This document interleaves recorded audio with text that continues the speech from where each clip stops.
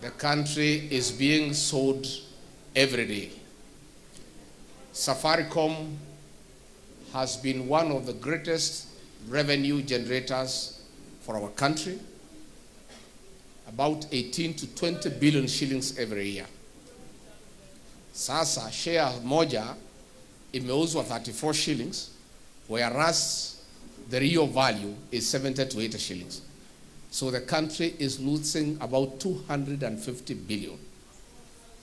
Sasa hii Safaricom inauzwa without public participation.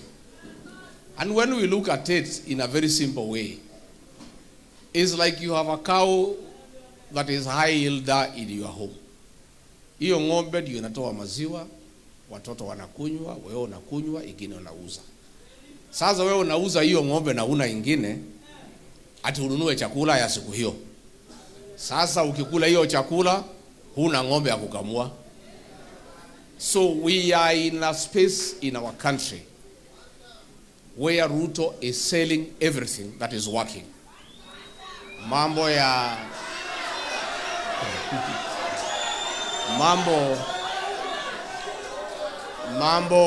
ya Kenya pipeline ameuza. Kenya Port ameuza. Airport ameuza. Sasa Safaricom imeuzwa. When you look at ile wizi iko kwa mambo ya barabara.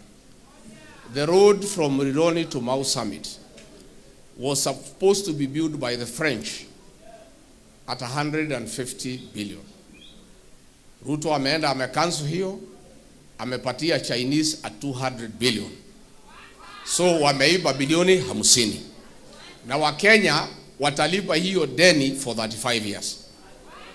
So that is why ourselves, with Daktari here and other leaders, we are saying we must liberate this country.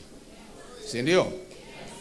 Otherwise, the way things are going, all national institutions are being sold. Everything has gone haywire. Theft, left, right, and center.